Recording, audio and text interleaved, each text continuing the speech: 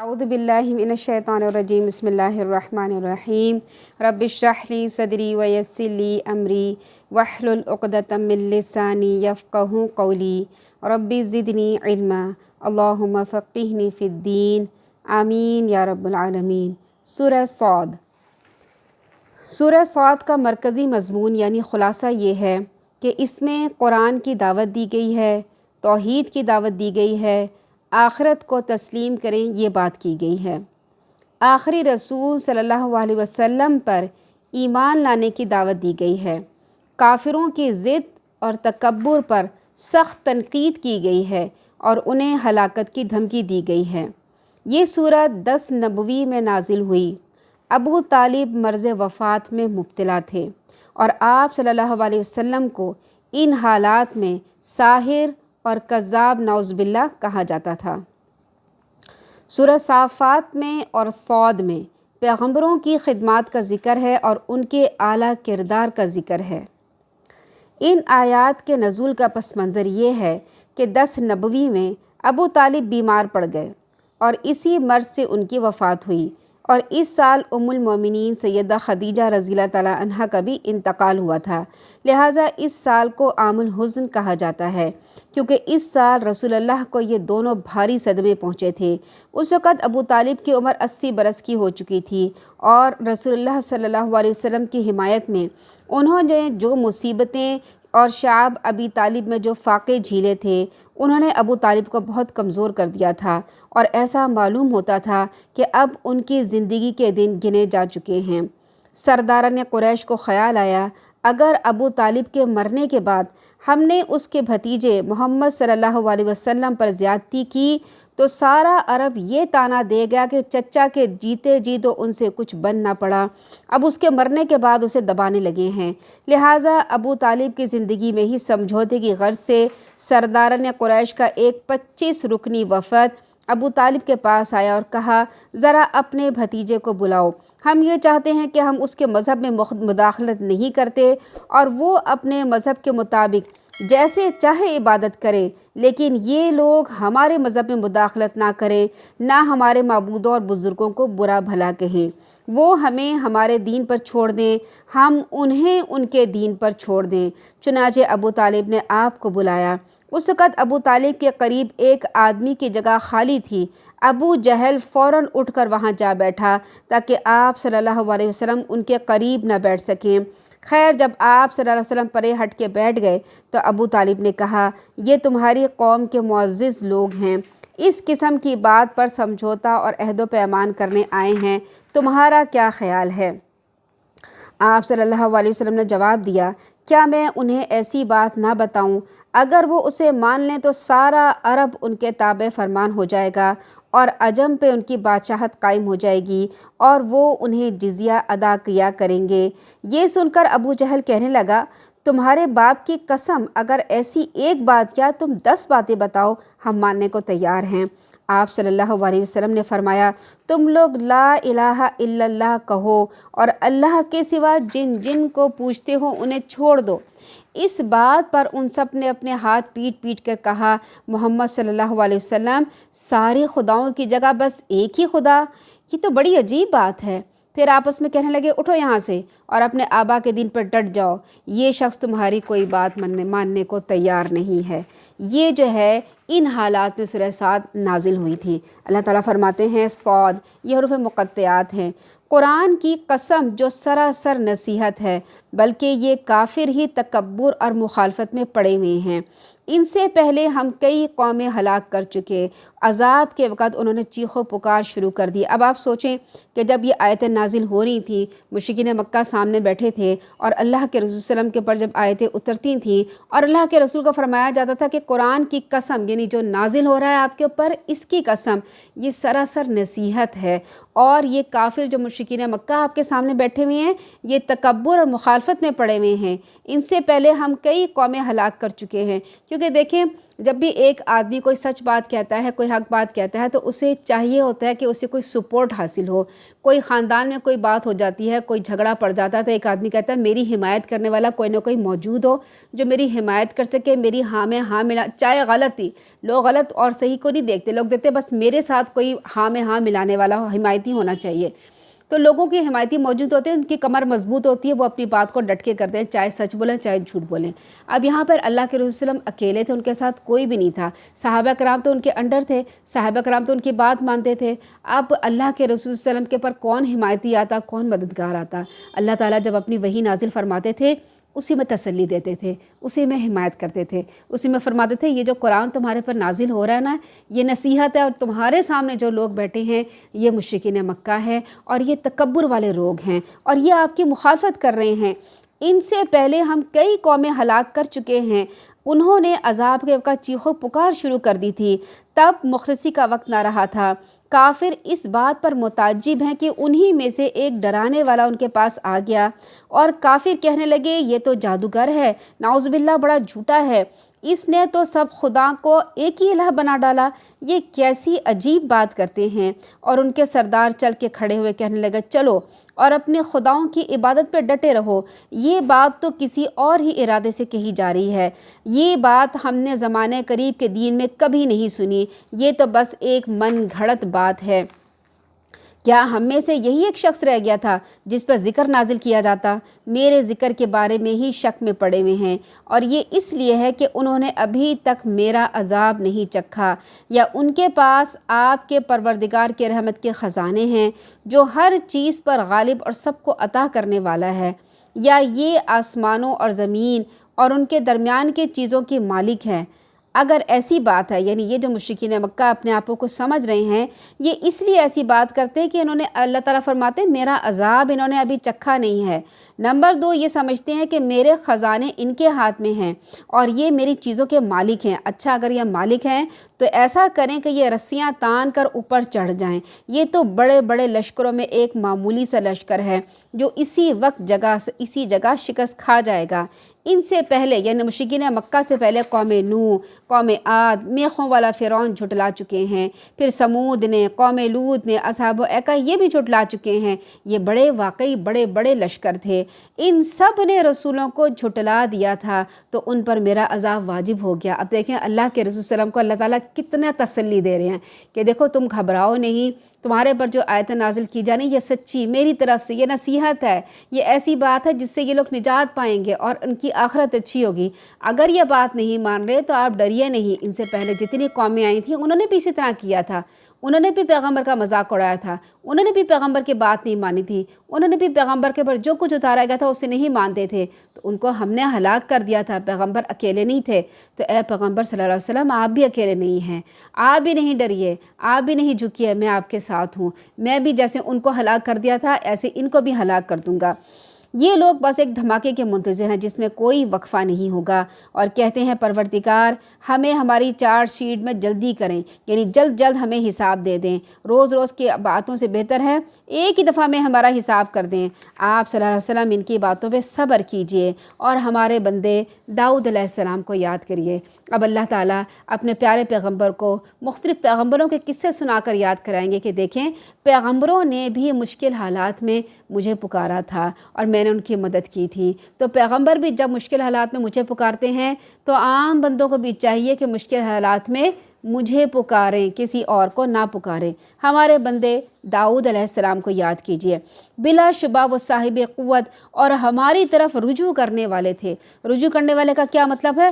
جب کوئی غلطی ہوئی فوراً اللہ تعالیٰ سے معافی مانگی، جب کوئی غلطی محسوس ہوئی فوراً اللہ تعالیٰ سے معافی مانگی، اور اللہ تعالیٰ کی طرف سے معافی مانگ کر اللہ تعالیٰ کی جناب میں پڑے رہے، جھکے رہے، عاجزی کی، اکڑے نہیں، تو بڑے اواب تھے، فوراً اللہ تعالیٰ کی طرف جاتے تھے۔ ہم نے انہیں بڑی نعمتیں دی رکھی تھی۔ کیا نعمتی تھیں؟ ہم نے پہاڑوں کو مسخر کر دیا تھا، وہ صبح شام ان کے ساتھ مل کے تسبیح کرتے تھے، اور پرندوں کو بھی جو جمع ہوتے تھے وہ سب ان کی تسبیح کی طرف متوجہ رہتے تھے۔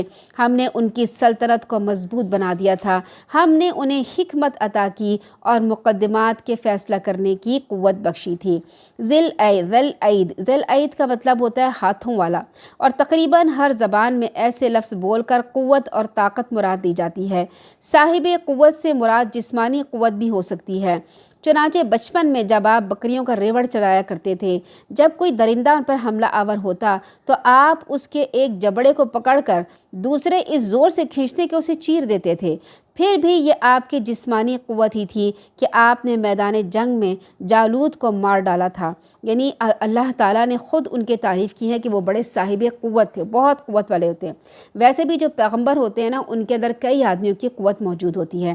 پھر اللہ تعالیٰ نے ان کی یہ تعریف کی کہ وہ ہر حال میں اللہ تعالیٰ کی طرف رجوع کرنے والے تھے، بہت اللہ تعالیٰ کی عبادت کرتے تھے۔ آپ اپنے ذاتی اخراجات کا بوجھ بیت المال پر نہیں ڈالتے تھے، بلکہ اپنے ہاتھ کی کمائی سے خرچ چلاتے تھے۔ سوچیں کہ ہمارے کبھی وزیر اعظم اور بادشاہ اور یہ صدر وغیرہ اپنے ہاتھ کی کمائی سے کھائیں اور جو کچھ حکومت کی طرف سے آتا ہے اسے لوگوں پہ خرچ کریں، تو ہم لوگ تو ان کے کتنے مرید بن جائیں کہ یہ دیکھیں کتنے نیک دل انسان ہے کہ اپنے اوپر جو ہے ہمارے ٹیکسوں کے پیسوں سے اپنے اوپر نہیں لگاتے اور اپنے ہاتھوں سے کمائی کھاتے ہیں۔ تو یہ اتنے بڑے پیغمبر تھے کہ پہاڑ ان کی باتیں سن کے جھومتے تھے اور پرندے ان کے آگے اکٹھے ہو جاتے تھے، اور وہ اللہ تعالیٰ کی تسبیح کرتے تھے، اور ایسی تسبیح کرتے تھے کہ صبح شام کے سارے جو درخت ہیں، خجر ہیں، شجر ہیں اور پرندے ہیں اور پہاڑ ہیں، سب ان کے ساتھ مل کر تسبیح خواں ہو جاتے تھے۔ اس پر وہ اکڑتے نہیں تھے کہ دیکھو کتنی زبردست بات ہے، میں اللہ تعالیٰ کا کیسا شکر گزار، ایسا پیارا بندہ ہوں، میرے لیے اللہ تعالیٰ نے یہ سب کچھ کیا۔ نہیں، بلکہ کیا کرتے تھے، اپنے ہاتھ سے کماتے تھے اور اپنے ہاتھ کی کمائی کھاتے تھے، اور پرندے بھی ان کو جمع ہو جاتے تھے، وہ سب ان کی تسبیح کی طرف متوجہ ہوتے تھے۔ ہم نے ان کی سلطنت کو مضبوط بنا دیا تھا۔ رات کا 1/3 حصہ عبادت میں گزارتے۔ تہائی حصے کا مطلب کیا ہوتا ہے؟ ایک رات کے اگر آپ 3 حصے کریں گے تو 2 حصے سوتے تھے اور 1 حصہ عبادت کرتے تھے۔ آپ نے دن رات کے 24 گھنٹے کو اپنے اور اپنے بال بچوں میں کچھ اس طرح تقسیم کر رکھا تھا کہ کوئی وقت ایسا نہیں گزرا جب آل داؤد میں کوئی شخص اللہ کی عبادت میں مصروف نہ ہو۔ آپ نے یہ لازم کر رکھا تھا کہ ہر 3 دنوں میں 1 دن اللہ کی عبادت کے لیے تھا، 1 دن لوگوں کے مقدمات کے فیصلہ سننے کے لیے تھا، اور 1 دن سلطنت کے انتظام کے لیے تھا۔ اللہ نے آپ کو ایسی سریلی آواز بخشی تھی، اس میں ایسی شیرینی اور تاثیر تھی، جب آپ ہر روز پچھلے پہر اللہ کی حمد کے ترانے گاتے، پوری فضا مسحور ہو جاتی، پہاڑوں کی وادیوں میں ایسی گونج پیدا ہوتی، یوں محسوس ہوتا پہاڑ بھی آپ کے ساتھ اللہ کی حمد و ثنا میں شریک ہو گئے۔ پرندوں تک کہ آپ کے گرد و پیش جمع ہو کر آپ کے نغمات نہایت توجہ سے سنتے اور چہچہا کے آپ کے ہنگ آہنگ ہو جاتے تھے۔ بھلا آپ کے پاس ان مقدمہ کرنے والوں کی خبر پہنچی ہے جو دیوار پھاند کے محراب میں جا پہنچے تھے؟ جب وہ داؤد علیہ السلام کے پاس آپ پہنچے تو وہ انہیں دیکھ کے گھبرا گئے۔ کیوں گھبرا گئے؟ کہ وہ دیوار پھاند کے آئے تھے۔ اگر ہمارے گھر میں بھی کوئی گیٹ سے آئے تو ہمیں نہیں برا لگے، لیکن کوئی دیوار پھاند کے آ گئے تو ہم کہیں گے تم کس ارادے سے آئے ہو، تم دیوار پھاند کے آئے ہو کسی بری، تو اس لیے وہ ایک دم گھبرا گئے۔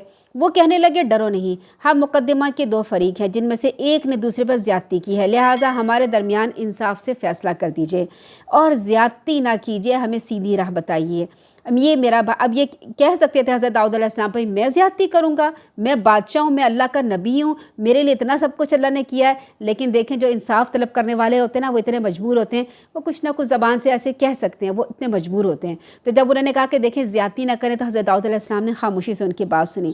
انہوں نے مقدمہ پیش کیا، یہ میرا بھائی ہے، اس کے پاس 99 دمبیاں ہیں، میرے پاس صرف 1 دمبی ہے، اب یہ کہتا ہے وہ بھی مجھے دے دو، اور گفتگو میں بھی اس نے مجھے دبا لیا ہے۔ داؤد علیہ السلام نے جواب دیا، اس شخص نے تیری دمبی کو اپنی دمبیوں میں بلانے کا جو سوال کر کے تجھ پہ ظلم کیا ہے، اور اکثر شریک ایک دوسرے پر زیادتی ہی کرتے رہتے ہیں، سوائے ان لوگوں کے جو ایماندار ہوں اور نیک عمل کرتے رہتے ہوں، ایسے ہی لوگ تھوڑے ہوتے ہیں۔ اچانک داؤد علیہ السلام کو خیال آیا کہ اللہ تعالیٰ نے میری اس میں آزمائش کی ہے، چنانچہ انہوں نے اپنے پروردگار سے فوراً معافی مانگی اور رکوع میں گر گئے اور اس کی طرف رجوع کر لیا۔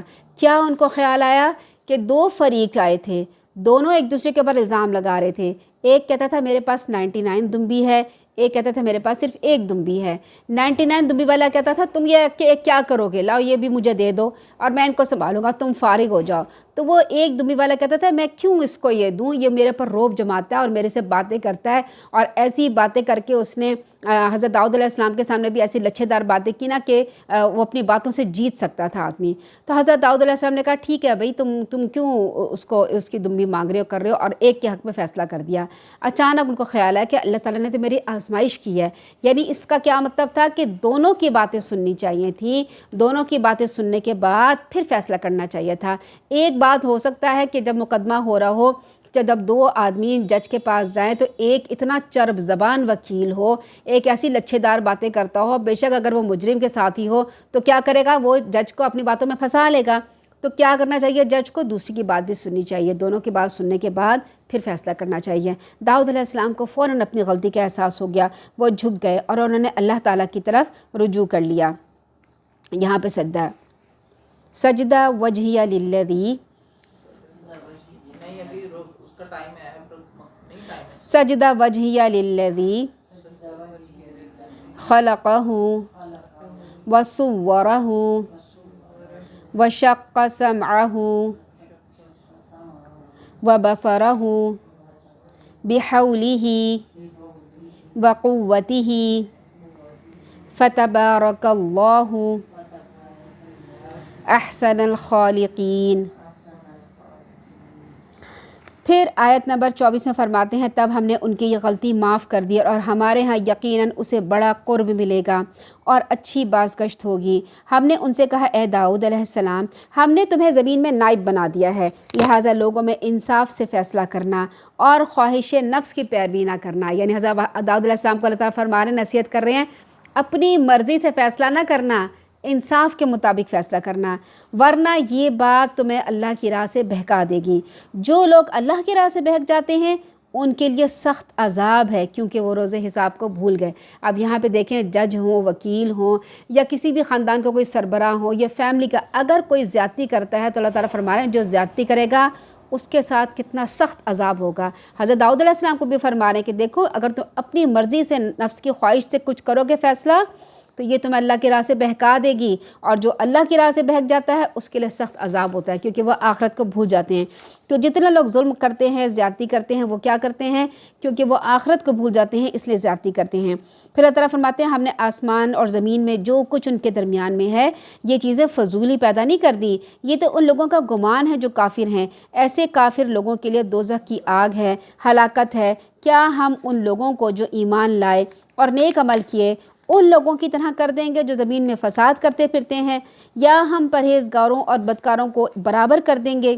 جو کتاب ہم نے آپ صلی اللہ علیہ وسلم کی طرف نازل کی ہے بڑی برکت والی ہے، تاکہ لوگ اس کی آیات میں غور و فکر کریں اور اہل دانش اور عقل اس سے سبق حاصل کریں۔ اور داؤد علیہ السلام کو ہم نے سلیمان علیہ السلام عطا کیا، وہ بہت اچھا بندہ تھا، اپنے پروردگار کی طرف کثرت سے رجوع کرنے والا تھا۔ ان کی بھی یہی خاصیت بتائے گی، جو باپ کی خاصیت تھی وہی بیٹے میں بھی خاصیت تھی۔ باپ بھی اواب تھا، بار بار اللہ کی طرف جاتے تھے، اور حضرت سلیمان علیہ السلام بھی اواب تھے، بار بار اللہ تعالیٰ کی طرف جاتے تھے۔ پچھلے پہر ان کے سامنے عمدہ نسل کے تیز رفتار گھوڑے پیش کیے۔ اب ان کی آزمائش ہے، دیکھیں پیغمبروں کی بھی آزمائش ہوتی ہے، جب پیغمبر اپنی آزمائش میں پورے اتر جاتے ہیں اللہ تعالیٰ ان کے درجات کو بلند کر دیتے ہیں۔ اللہ تعالیٰ ہمارے لیے بھی آزمائشیں بھیجتا ہے، ہم جیسے جیسے آزمائشیں پورے اترتے ہیں کیا کرتے ہیں؟ اللہ تعالیٰ ہمارے درجات کو بلند کرتے رہتے ہیں، نعمتیں دیتے ہیں۔ لیکن یہ نہیں ہوتا کہ ہماری آزمائشیں ختم ہو جائیں، ہماری آزمائشیں مرتے دم تک رہیں گی۔ جس دن ہماری آزمائش ختم ہوگی اس دن ہمیں موت آ جائے گی، تو قیامت مرنے تک جو ہے وہ ہماری آزمائشیں جاری رہیں گی۔ تو پیغمبر کی بھی آزمائش ہوئی، عمدہ نسل کے تیز رفتار گھوڑے پیش کیے گئے، تو کہا میں نے اس مال کو اپنے پروردگار کی یاد پر پسند کیا ہے، حتیٰ کہ وہ آپ کے سامنے سے اوجھل ہو گئے۔ آپ نے حکم دیا ان گھوڑوں کو میرے پاس لے آؤ۔ واپس لے آئے تو آپ نے ان کی پنڈلیوں اور گردنوں پر ہاتھ پھیرنے لگے۔ نیز ہم نے سلیمان علیہ السلام کو آزمائش میں ڈالا اور اس کی کرسی پر ایک جسم لا کے ڈال دیا، پھر اس نے رجوع کر لیا۔ آپ نے کہا کہ اے میرے پروردگار مجھے معاف کر دیں، مجھے ایسی حکومت عطا فرما جو میرے بعد کسی کے شایان شان نہ ہو، بلا شبہ تو ہی سب کچھ عطا کرنے والا ہے۔ ان دونوں مثالوں کی تفاسیر بہت سی جو ہے وہ تفسیر میں بیان کی گئی ہیں، اور یہ جو دونوں مثالیں ہیں یہ قرآن کے مشکل ترین مقامات میں سے ہیں۔ مفسرین کرام نے بہت مشکل سے ان کی تفسیر کی ہے۔ عام طور سے تو ہم جب دیکھتے ہیں تو ہمیں سیدھی سی بات نظر آتی ہے کہ وہ گھوڑوں کے ساتھ پیار کر رہے ہیں، یا پھر ان کے جسم، ان کے کرسی پہ ایک تخت ڈالا گیا ہے، لیکن الفاظوں کے معنی میں، کھود کی ریت میں، غور و فکر کرنے میں بہت سی باتیں ایسی ہوتی ہیں جو عام لوگوں کو پتہ نہیں چلتی۔ اب اس میں یہ صاف مراد بات کی جا رہی ہے کہ ایک دن شام کے وقت حضرت سلیمان علیہ السلام اپنے گھوڑوں کا معائنہ کر رہے تھے اور ان کی دوڑ کرائی تاکہ وہ نظروں سے اوجھل ہو گئے۔ چونکہ یہ سارا سلسلہ جہاد کی خاطر تھا، اس لیے آپ اس شغل سے بہت محفوظ ہوئے۔ ہمیں بھی گھوڑوں کی دوڑ اچھی لگتی نا، اللہ تعالیٰ نے گھوڑے کی محبت ہمارے دل میں ڈالی ہے۔ ہم جب راستے میں کہیں گھوڑا جاتا ہے ہم اسے پلٹ پلٹ کے دیکھتے ہیں، ہمیں پیار آتا ہے، ہم دیکھتے ہیں، ہم سے خوبصورت لگتا ہے گھوڑا، دل کرتا ہے اس کو پاس سے دیکھیں، اس کے اوپر بیٹھیں۔ اللہ تعالیٰ نے اس کی محبت دل میں ڈالی ہے۔ تو ان کی محبت جو گھوڑوں کی ان کے دل میں تھی وہ جہاد کی وجہ سے تھی، وہ گھوڑے جہاد کے لیے استعمال ہوتے تھے۔ آپ اس سے بہت محفوظ ہوئے، کہنے لگے میں نے اپنے پروردگار کی یاد کی وجہ سے یہ شغل پسند کیا ہے۔ پھر گھوڑے اپنے پاس طلب کیے اور شفقت سے ان کی گردنوں اور پنڈلیوں پر ہاتھ پھیرنے لگے۔ بعض لوگ جو ہیں وہ یہ کہتے ہیں، بعض تفسیر کرنے والے، کہ جب وہ گھوڑوں کی پریڈ دیکھ رہے تھے تو ان کی عصر کی نماز قضا ہو گئی۔ انہیں پھر اس بات پہ بہت افسوس ہوا، اور پھر جب ان کو بلایا تو انہوں نے اس کی پنڈلیوں اور ان کے رانوں پر جو ہے وہ تلوار مار کے ان کو ذبح کر دیا۔ حالانکہ ایسی بات نہیں، زیادہ تر یہ بات کہی جاتی ہے کہ انہوں نے استعمال کیا ہے ردوہا علیہ فتفقہ مسحم بالسوق، یعنی مسح کرنے کا لفظ استعمال کیا ہے۔ اور مسح کرنے کا لفظ ہمارے یہاں عربی میں کیا ہوتا ہے کہ ہاتھ پھیر کر، جب ہم وضو میں مسح کرتے ہیں ہاتھ پھیرا جاتا ہے۔ تو اسی طرح سے اگر ہم ان تفسیر کو لیں کہ وہ ہاتھ پھیرنے لگے تھے یعنی گھوڑوں کو پیار کرنے لگے تھے۔ پھر اللہ تعالیٰ نے جب ان کی آزمائش ہو گئی، انہوں نے اللہ تعالیٰ سے معافی مانگ لی۔ آزمائش کے بعد انہوں نے اللہ تعالیٰ سے دعا کی کہ اے اللہ تو مجھے ایسی حکومت عطا فرما جو کسی کو نہ ملی ہو۔ تو ایک بات ہمیں نوٹ کر لینی چاہیے کہ ہمارے پر جتنی آزمائشیں آتی ہیں ہم اس آزمائش میں پورے اترتے ہیں۔ اب آپ کو کیسے پتہ چلے گا کہ ہم آزمائش میں پورے اتر گئے؟ آزمائش میں پورے جب انسان اترتا ہے جب وہ اللہ تعالیٰ کی طرف آنا شروع کر دیتا ہے، مگر غلط راستے سے نہیں کہ تعویذ گنڈے کو سمجھے کہ ہم اللہ تعالیٰ کی طرف آ گئے، یا نظر نیاز کرنے لگے، یا پیروں فقیروں کے پاس جانے لگے، کیونکہ یہ سب بھی کام ہم عبادت سمجھ کے کرتے ہیں نا۔ اگر وہ یہ سمجھے کہ بھائی ہم اس طرف آ گئے سیدھے راہ پہ تو وہ غلط راستہ ہے۔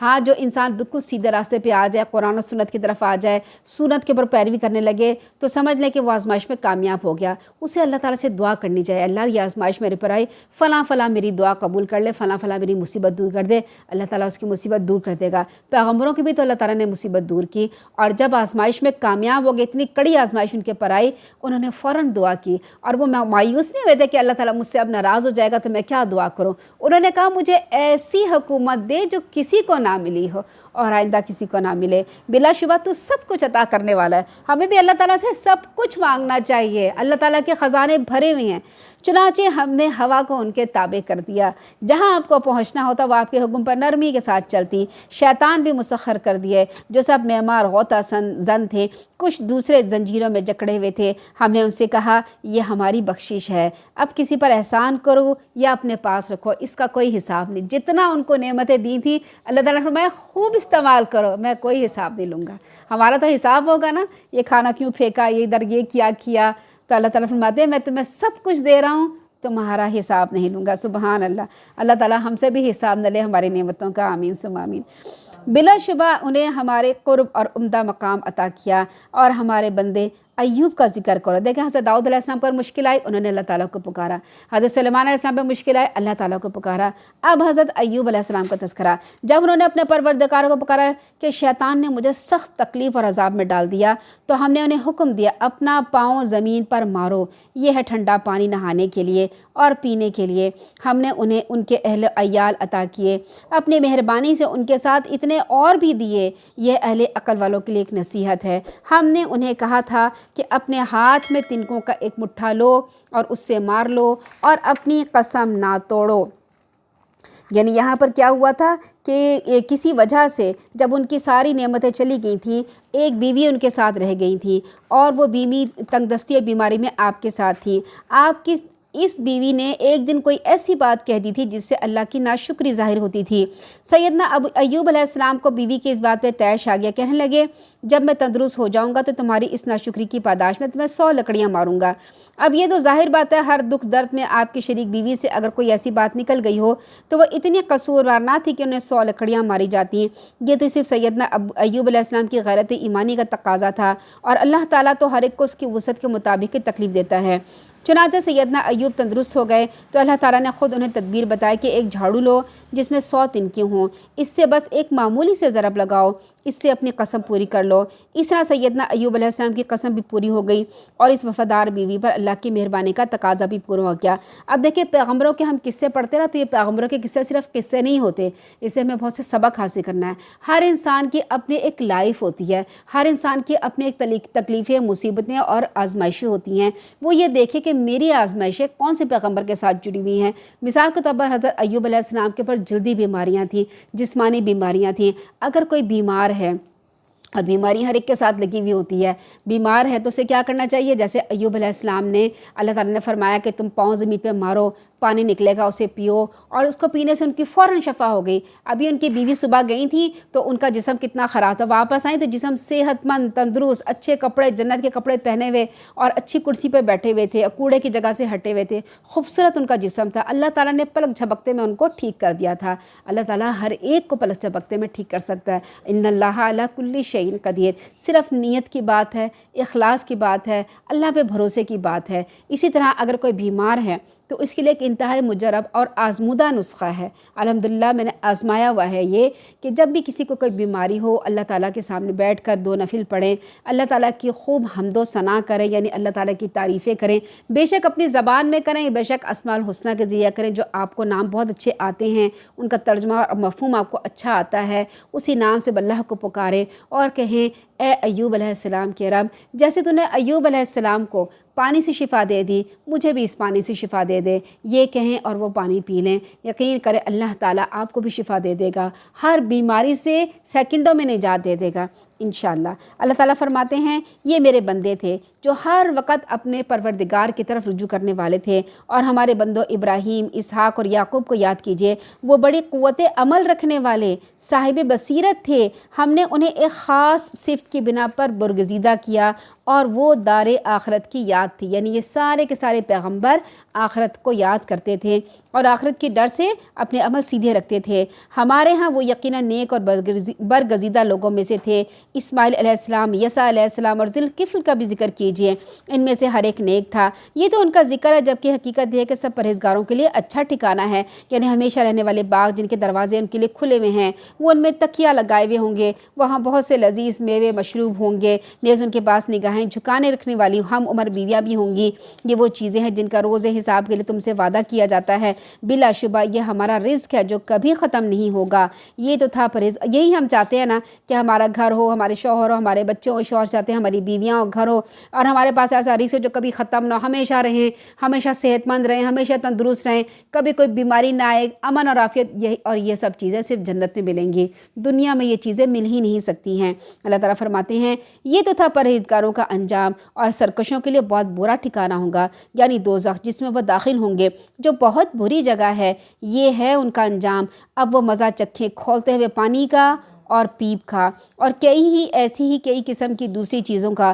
دیکھو یہ ایک اور لشکر ہے تمہارے پیرووں کا، تمہارے ساتھ گھسا چلا آ رہا ہے، انہیں کوئی خوش آمدید نہیں ہے، یہ بھی دوزخ میں آ رہے ہیں۔ آنے والے پہلوں کو کہیں گے نہیں، بلکہ تمہارے لیے ہی خوش آمدید نہیں ہے، لا مرحبا بکم، تمہارے لیے کوئی ویلکم نہیں ہے، یعنی یہ سب کے سب جہنم میں جا رہے ہوں گے۔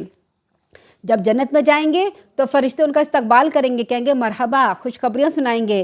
جب جہنم میں جائیں گے تو کہیں گے لا مرحبا، کوئی ویلکم نہیں ہے، دھکے دے دے کے جہنم میں ڈالا جائے گا۔ پھر وہ دعا کریں گے ہمارے رب ہمارے لیے جو اس عذاب کا سبب بنا اسے دوزخ میں دگنا عذاب دے، یعنی جو ہمیں برے اعمال کی طرف لے کے آیا اسے ڈبل عذاب دے۔ پھر وہ کہیں گے کیا بات ہے، ہمیں وہ آدمی نظر نہیں آ رہے جنہیں ہم برے لوگ شمار کیا کرتے تھے، یا ہم ان کا یوں ہی مذاق اڑاتے تھے، یا اب ہماری نگاہوں سے وہ دور ہو گئے۔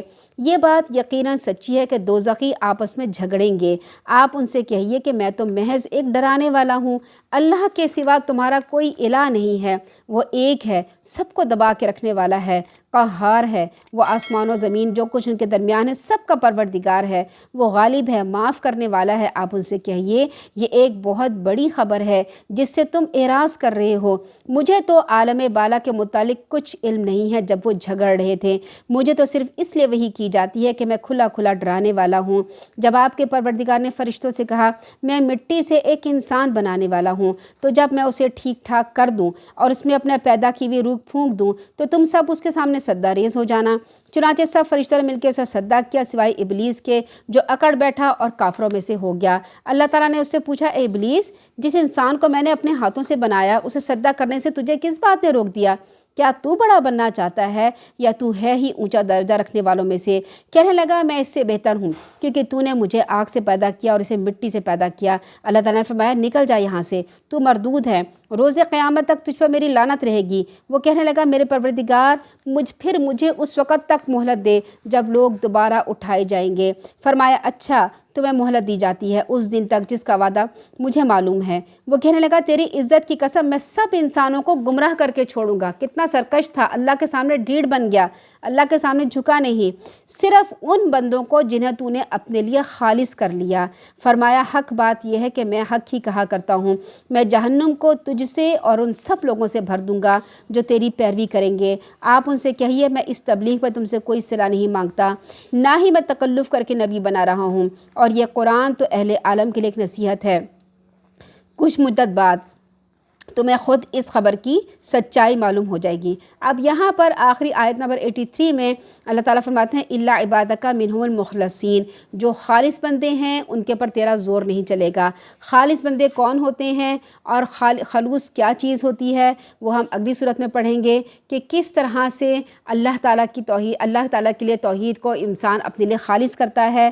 اس واقعے میں یعنی ابلیس کے واقعے میں ہمیں یہ بتایا گیا ہے کہ جس نے تمہارے والدین کو جنت سے نکلوا دیا وہ تمہیں کیسے جنت میں جانے دے گا، اور تو تم اسے دوست نہ بناؤ۔ اور ہم لوگ کیا کرتے ہیں، اسی کو دوست بناتے ہیں۔ آپ سوچیں کہ آپ کے والدین، اللہ تعالیٰ جس کے والدین زندہ سلامت ہے اور انہیں سلامت صحت تندرستی عافیت میں رکھے، جن کے فوت ہو چکے ہیں انہیں ان کی مغفرت فرما دے۔ لیکن آپ سوچیں کہ آپ کے والدین کو یا آپ کے بڑوں کو کسی نے گھر سے نکال دیا ہو، دھکے دے کے نکال دیا ہو، یہاں تک کہ کپڑے بھی اتروا لیے ہوں، کوئی چیز نہ ساتھ جانے دے، آپ کے دل میں اس کی محبت ہوگی؟ کبھی بھی محبت نہیں ہوگی، بلکہ کیا کریں گے، اسے دشمن بنا کے رکھیں گے، جہاں جائیں گے اس سے بدلہ لینا چاہیں گے۔ یہی جو ہے ابلیس نے ہمارے والدین یعنی حضرت آدم اور حوا کے ساتھ کیا۔ ہم کیا کرتے ہیں، بجائے اسے دشمن بنانے کے اسے اپنا دوست بنا کے رکھتے ہیں۔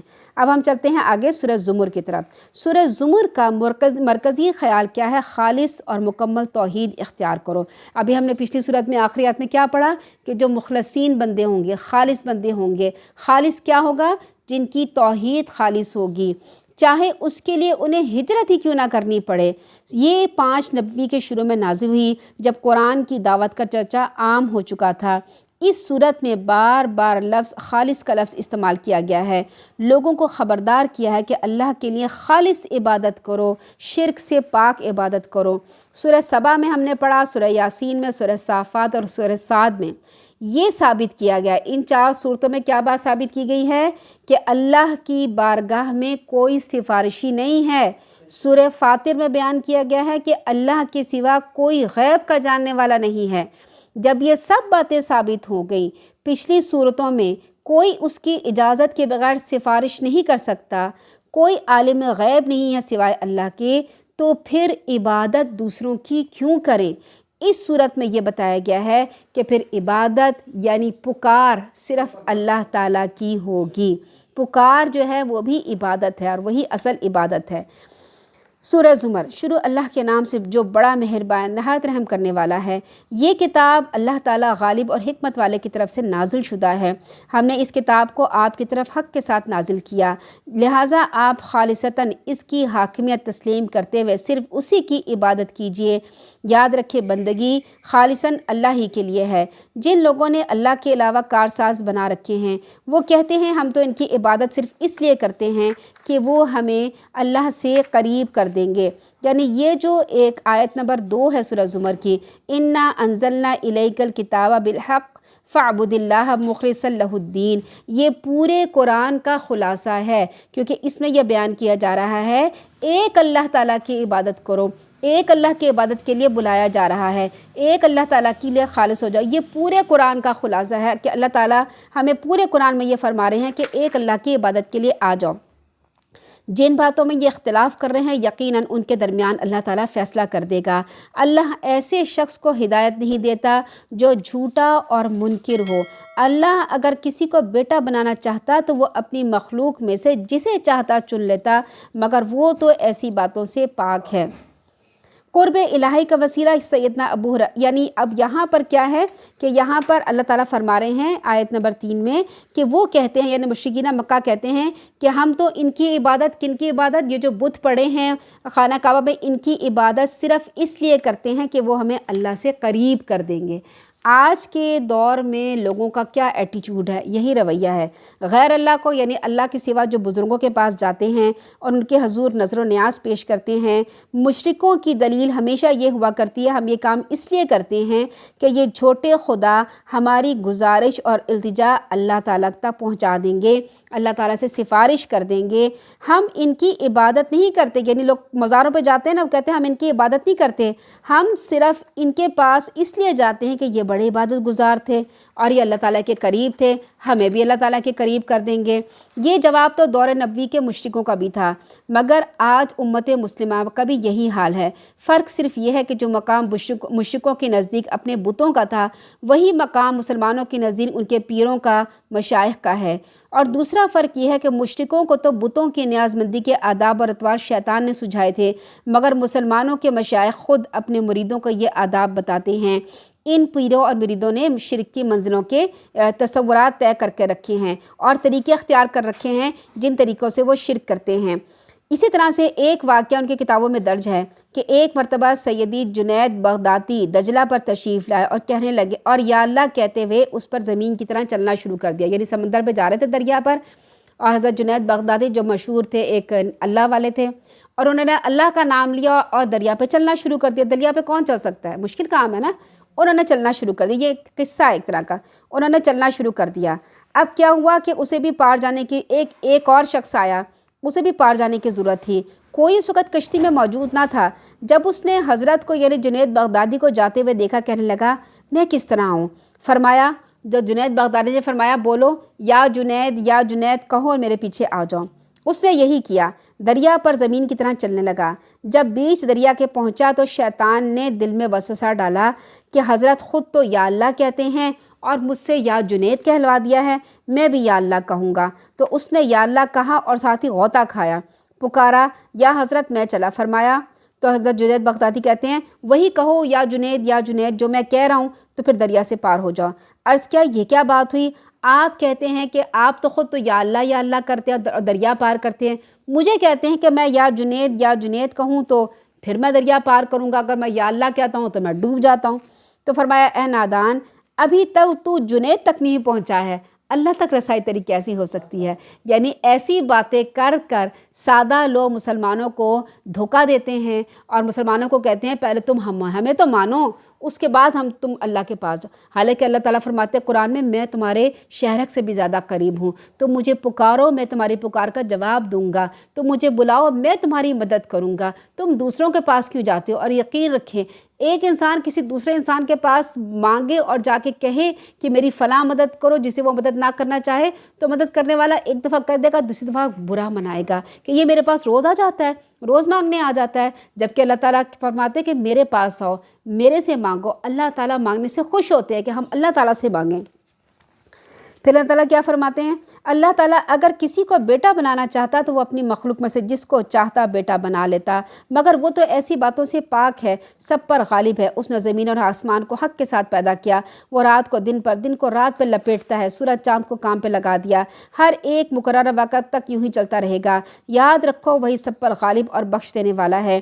اس نے تمہیں ایک جان سے پیدا کیا، پھر اسے اس کی بیوی بنائی اور تمہارے لیے مویشیوں میں سے 8 نر و مادہ پیدا کیے، تمہیں تمہیں تمہاری ماؤں کے پیٹوں میں سے 3 تاریک پردوں میں سے ایک کے بعد دوسری شکل دیتے ہوئے پیدا کرتا ہے۔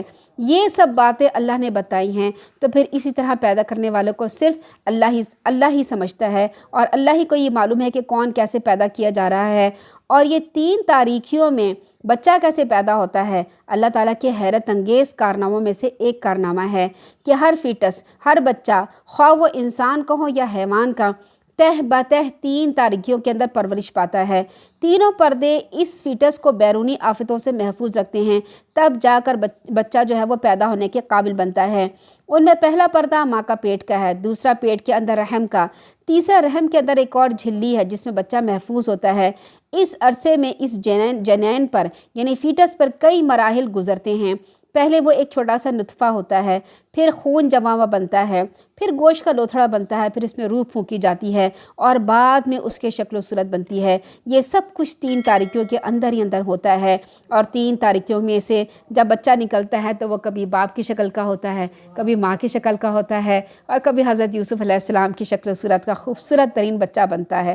آپ کبھی سوچیں، اندھیرا ہے، آنکھیں بند ہیں، آنکھوں پہ ہاتھ رکھ کے آپ کچھ لکھنے کی کوشش کریں، بجائے لکھنے کے آپ کیڑے مکوڑے ڈال دیں گے اور آپ سے کچھ نہیں لکھا جائے گا۔ اور وہ اللہ تعالیٰ 3 اندھیروں میں اتنی خوبصورت صورت بناتا ہے، اتنی خوبصورت صورت بناتا ہے۔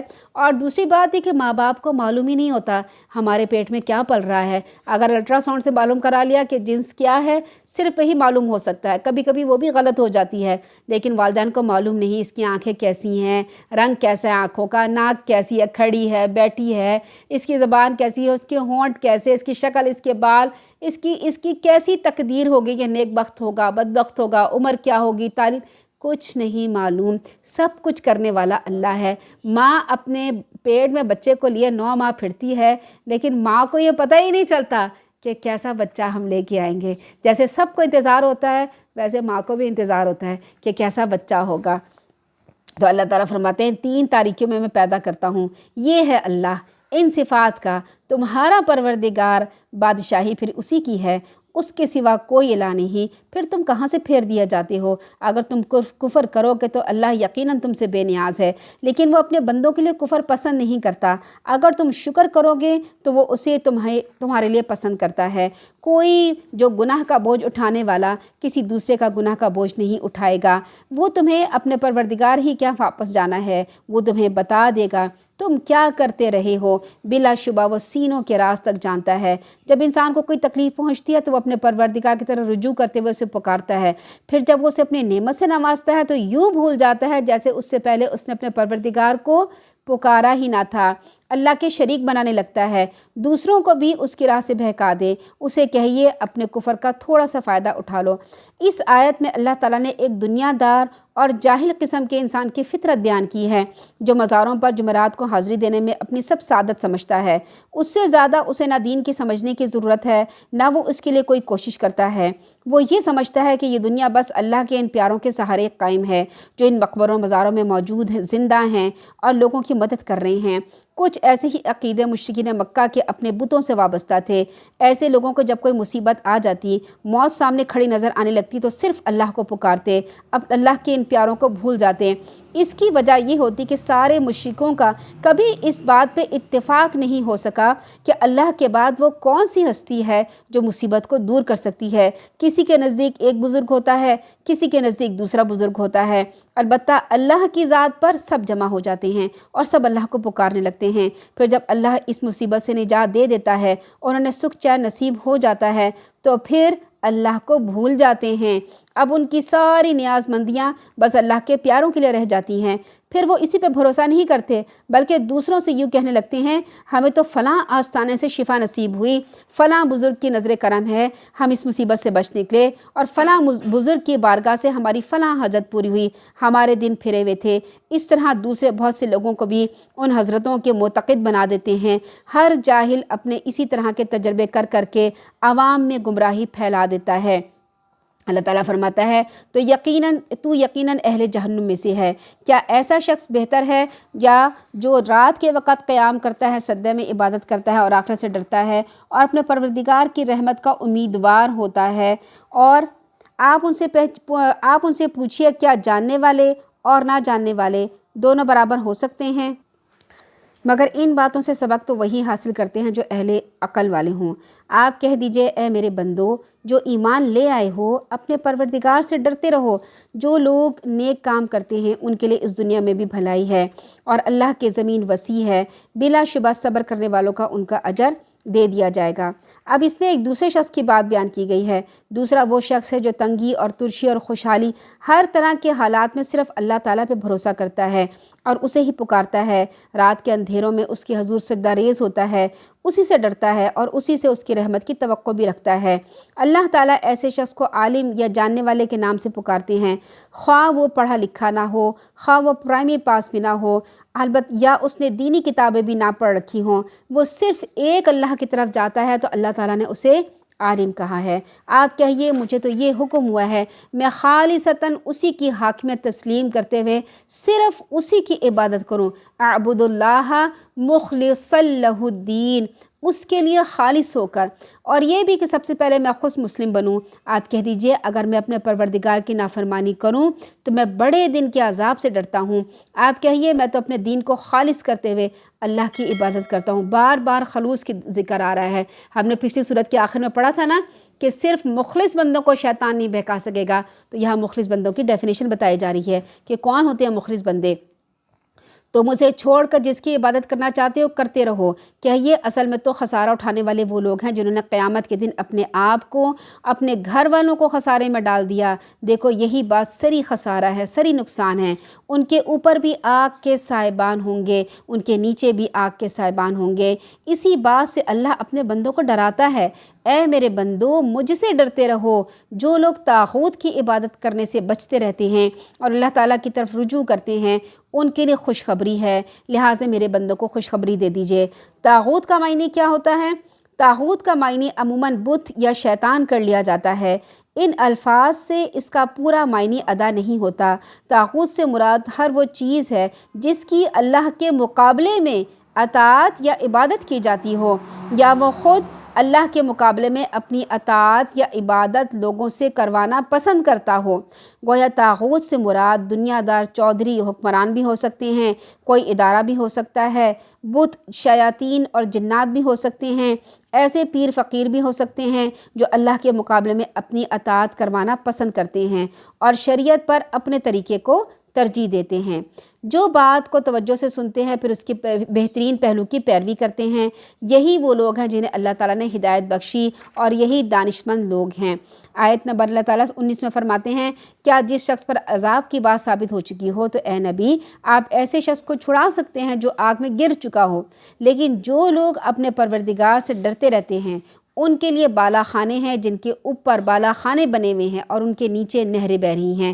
یہ اللہ کا وعدہ ہے، اللہ اپنے وعدے کے کبھی خلاف ورزی نہیں کرتا۔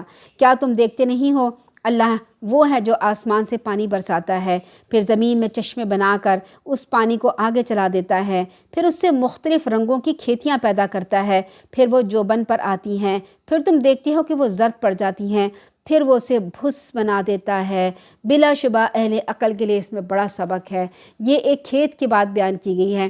جو لوگ گاؤں میں رہتے ہیں اور کھیتوں کو دیکھا ہوا ہے انہوں نے، وہ دیکھتے ہوں گے کہ کس طرح محنت کر کے زمین کو نرم کیا جاتا ہے، پھر اس میں بیج ڈالا جاتا ہے، پھر بیج کی حفاظت کی جاتی ہے، پرندے نہ آ کے چگ کے لے جائیں، انہیں کوئی کیڑا نہ لگ جائے، کوئی سنڈی نہ آ کے لگ جائے۔ جب پودا نکلتا ہے تو پھر اس کو بھی کیڑوں سے بچایا جاتا ہے، تو اس کی حفاظت کی جاتی ہے۔ راتوں کا اندھیروں میں نکل کر اس کو پانی دیا جاتا ہے، پانی پہ کتنی لڑائیاں ہوتی ہیں پانی دینے کی، پھر آخر کار وہ کھیتی بنتی ہے۔ کھیتی بنتی ہے، اس سے فائدہ حاصل کرتے ہیں، اس کے بعد کھیتی آہستہ آہستہ زرد ہونا شروع ہوتی ہے، زرد ہوتے ہوتے ختم کے کوڑا ہو کے صاف ہو جاتی ہے، پھر دوبارہ میدان کھیت جو ہوتا ہے وہ میدان بن جاتا ہے، پھر دوبارہ اس کے اوپر فصل لگتی ہے۔ تو اللہ تعالیٰ فرماتے ہیں اس میں بڑی عقل ہے عقل والوں کے لیے۔ کیا اس میں نشانی ہے؟ انسان اسی طرح پیدا ہوتا ہے اور اسی طرح سے اس کو پرورش کی جاتی ہے۔ راتوں کو ماں باپ اٹھ کر اپنی نیند قربان کر کے بچے کو پالتے ہیں، اسے بڑا کرتے ہیں، اس پہ اپنی جوانی لگا دیتے ہیں، ساری اپنی طاقتیں قوتیں لگا دیتے ہیں۔ بچہ بڑا ہو جاتا ہے اور بچہ بڑا ہو کے جوان ہو جاتا ہے، اور مائیں اور والدین جو ہوتے ہیں وہ بوڑھے ہونا شروع ہو جاتے ہیں۔ آہستہ آہستہ بوڑھے ہوتے ہوتے زرد ہو جاتے ہیں، ہڈیاں اور سارا جسم ان کا کمزور ہو جاتا ہے۔ آہستہ آہستہ جو ہے والدین ان کی زندگی سے نکل جاتے ہیں اور ان کی جگہ دوسری فصل تر یعنی ان کی اولاد کھڑی ہو جاتی ہے۔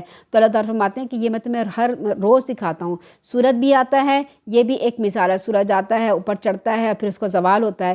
اسی طرح تمہاری زندگی میں بھی یہی زوال ہے، تم ایک دن پیدا ہوتے ہو، ایک دن جوان ہوتے ہو، پھر تمہارے بھی زوال ہوتا ہے۔ اللہ تعالیٰ فرماتے ہیں اس میں عقل والوں کے لیے بڑا سبق ہے۔ پھر اللہ تعالیٰ فرماتے ہیں بھلا جس شخص کا سینہ اللہ تعالیٰ نے اسلام کے لیے کھول دیا وہ اپنے پروردگار کی طرف سے ایک روشنی پر ہو، اس شخص کی طرح ہو سکتا ہے جو کوئی سبق نہیں لیتا۔ لہٰذا ان لوگوں کے لیے ہلاکت ہے جن کے دل اللہ کے ذکر سے سخت ہو جاتے ہیں، یہی لوگ سری گمراہی میں ہیں۔ یعنی اللہ نے جو سینہ کھولنے کا ذکر کیا ہے، اس میں کیا بات ہے کہ سینہ کیسے کھلتا ہے، شرح صدر کیسے ہوتا ہے؟ دل میں اس طرح کا یقین پیدا ہو جائے جس میں کسی قسم کا کوئی شک و شبہ نہ رہے، یعنی اللہ کے بارے میں، اللہ کی آیتوں کے بارے میں کوئی شک و شبہ نہ رہے۔ یہ ہے شرح صدر کا مفہوم۔ اور انسان اس راہ میں پیش آنے والی مشکلات کا مقابلہ کرنے کے لیے اس طرح تیار ہو جائے کہ اس سے پیچھے ہٹنا کسی قیمت پہ گوارا نہ ہو۔ گویا ایسے شرح صدر اللہ ہی کی توفیق سے ہوتا ہے، اور یہ توفیق بھی اسی شخص کو اللہ تعالیٰ دیتا ہے جو حق بات کو قبول کرنے پر آمادہ ہوتا ہے۔ اللہ تعالیٰ فرماتے ہیں اللہ نے بہترین کلام نازل کیا جو ایسی کتاب ہے جس کے مضامین ملتے جلتے ہیں، بار بار دہرائے جاتے ہیں، جن سے ان لوگوں کے رونگٹے کھڑے ہو جاتے ہیں۔ اب ہم کہتے ہیں نا بار بار اس میں ایک بات کیوں اللہ تعالیٰ نے بیان کی؟ مثال کے طور پر جنت کی بات کیوں بیان کی؟ جنت میں بالا خانے ہوں گے، اونچے اونچے گھر ہوں گے، نیچے نہریں بہہ رہی ہوں گی۔ پھر جہنم کے بارے میں بار بار اللہ تعالیٰ نے فرمایا۔ پھر اللہ تعالیٰ ایک بار بار فرماتے ہیں کہ اس میں بڑی آیت ہیں، بڑی نشانی ہے۔ سورج کے بارے میں بار بار بیان کرتے ہیں، چاند کے بارے میں بار بار۔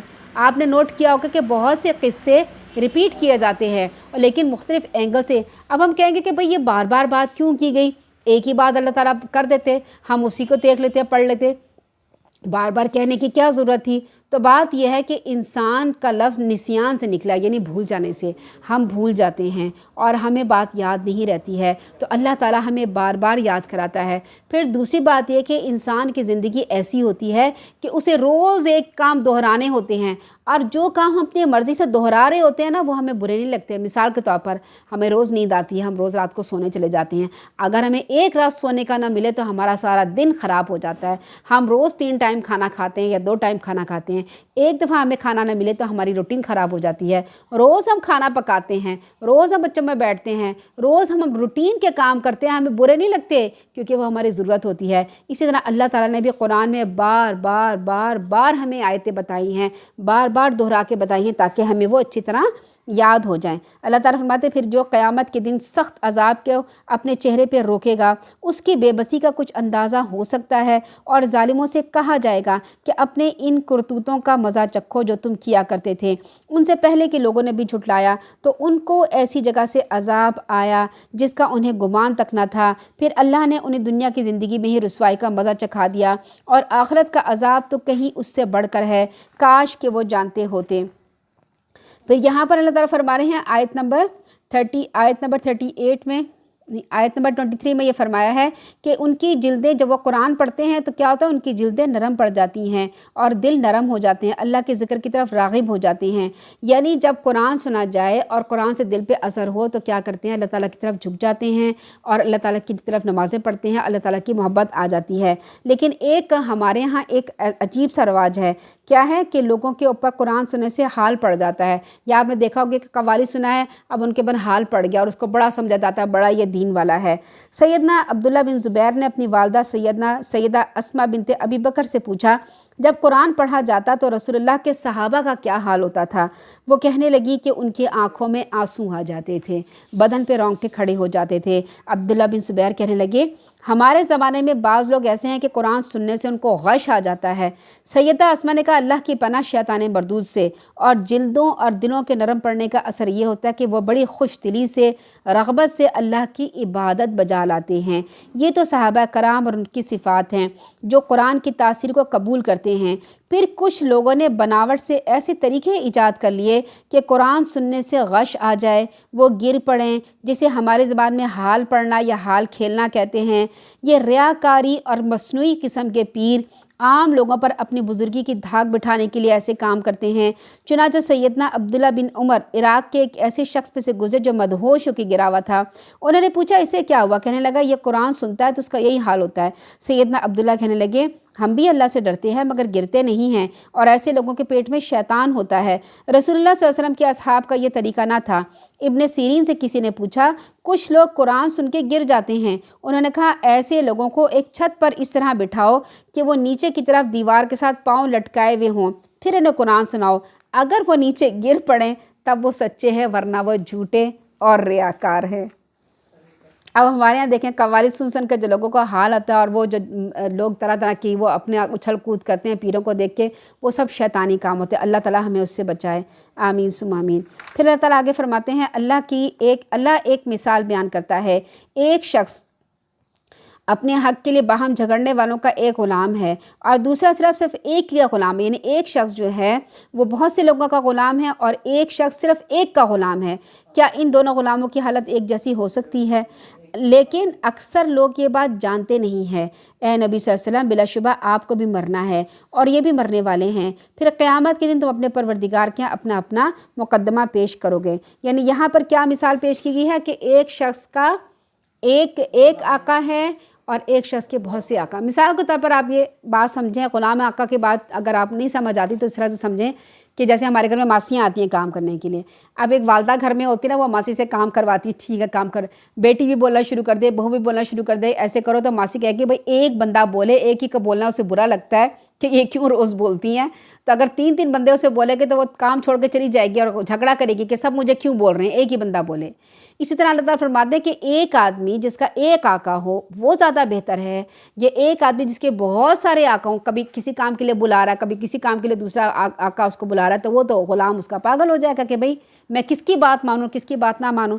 تو یہاں پہ جو مثال جو ہے وہ ایک مشرک کی مثال دی جا رہی ہے، یعنی مشرک بہت سے لوگوں کو اپنا رب مانتا ہے، اور ایک موحد کی جو ایک توحید پہ ہوتا ہے، ایک اللہ کو مانتا ہے۔ مشرک کئی معبودوں کا غلام ہوتا ہے، اسے یہ فکر رہتی ہے کہ اگر ایک کی حاضری اور نظر نیاز دے کر اس کو خوش کرنے کی کوشش کی تو دوسرا بزرگ کہیں بگڑ نہ جائے اور اسے کوئی غضب نہ پہنچا دے، اسی کھینچا تانی میں وہ پریشان رہتا ہے۔ اس کے مقابلے میں جو توحید پہ ہوتا ہے وہ اسے صرف ایک اللہ کی رضامندی طلب ہوتی ہے، پھر چونکہ وہ اللہ ہی کا بن کے رہ جا ہے، اللہ بھی ہر آڑے وقت میں اس کی دستگیری فرماتا ہے، مصیبتوں سے نجات دیتا ہے، انعامات سے نوازتا ہے۔ ظاہر ہے ان دونوں کی حالت ایک جیسی نہیں ہو سکتی، اسے سمجھنے کے لیے کسی لمبے چوڑے فلسفے کی ضرورت نہیں، بلکہ سیدھا بات ہے۔ اب تو ظاہر ہے کہ اس مثال میں معبودوں سے مراد پتھر کے بت تو مراد نہیں تھے، بلکہ وہ پیر فقیر زندہ فقیر ہوتے ہیں جو کیا کرتے ہیں، جو بن کے بیٹھ جاتے ہیں اور لوگوں کو اپنا مرید بنا لیتے ہیں۔ پھر اس میں اللہ تعالیٰ فرماتے ہیں کہ اکثر لوگ یہ بات نہیں جانتے، اے نبی آپ کو مرنا ہے اور یہ بھی مرنے والے ہیں، قیامت کے دن تم اپنے پروردگار کے اپنا مقدمہ پیش کرو گے۔ اللہ تعالیٰ اس میں فرما رہے ہیں کہ میرے نبی آپ پر بھی موت آنے والی ہیں، اور یہ بھی خوش نہ ہو، یہ بھی مرنے والے ہیں، پھر آپ سب میرے پاس آ جائیں گے، پھر میں فیصلہ کر دوں گا۔ تو پھر ابو بکر نے یہ والی آیتیں جب اللہ کے رسول فوت ہو گئے تھے تو ابو بکر صدیق رضی اللہ تعالیٰ نے یہ آیتیں تلاوت کی تھی اور بتایا تھا کہ جو محمد صلی اللہ علیہ وسلم کی پوجا کرتا تھا وہ سن لے وہ فوت ہو چکے ہیں، اور جو اللہ کی عبادت کرتا تھا وہ سن لے کہ وہ ہمیشہ زندہ رہے گا، اسے موت نہیں ہے۔ یعنی اللہ کے رسول صلی اللہ علیہ وسلم جو تھے وہ بھی انسان تھے۔ آگے اللہ تعالیٰ فرماتے ہیں پھر اس شخص سے بڑھ کے ظالم کون ہوگا جس نے اللہ ہی پر جھوٹ باندھ دیا جب سچی بات اس کے سامنے لائی اور اسے جھٹلا دیا۔ کیا ایسے کافروں کا دوزخ میں ٹھکانہ نہیں ہے؟ اور جو شخص سچی بات لایا جس نے اس کی تصدیق کی، یہی لوگ پرہیزگار اور متقی ہیں، جو کچھ وہ چاہیں گے ان کے لیے ان کے پروردگار کے ہاں موجود ہے۔ یعنی جو بھی اب ہماری زندگی میں کیا ہوتا ہے کہ ہمیں جو ہم چاہیے ہوتا ہے ہمیں وہ نہیں ملتا۔ ہر انسان پریشان کیوں ہے اپنی زندگی میں؟ کیونکہ وہ کہتا ہے میں نے جو چاہیے تھا مجھے وہ نہیں ملا، مجھے جیسا شوہر چاہیے تھا، جیسے والدین چاہیے تھے، جیسے بچے جو خدمت گار پر وہ چاہیے تھے مجھے ویسے نہیں ملا، جیسی نوکری چاہیے تھے مجھے ویسے نہیں ملی، جیسی مجھے صحت چاہیے تھی ویسے۔ ہر انسان یوں پریشان ہے کہ اس کے دل کی خواہش پوری نہیں ہوئی۔ اللہ تعالیٰ فرماتے ہیں تم جنت میں جو خواہش کرو گے میں تمہیں دوں گا، جو تم دل سے نکالو گے میں تمہیں دے دوں گا۔ پھر اللہ تعالیٰ فرماتے ہیں جو کچھ چاہیے میں وہ اللہ تعالیٰ کے یہاں موجود ہوگا۔ نیکی کرنے والوں کا یہی بدلہ ہے تاکہ اللہ ان سے وہ برائیاں دور کر دے جو انہوں نے کی تھی، جو اچھے کام وہ کرتے رہے ہیں انہی کے لحاظ سے ان کا اجر عطا کرے گا۔ کیا اللہ تعالیٰ اپنے بندے کو کافی نہیں ہے؟ اور یہ لوگ آپ صلی اللہ علیہ وسلم کون سے ڈراتے ہیں جو اس کے معبود ہیں اور جسے اللہ گمراہ کر دے اسے کوئی ہدایت دینے والا نہیں، جسے اللہ ہدایت دے دے اسے کوئی گمراہ نہیں کر سکتا۔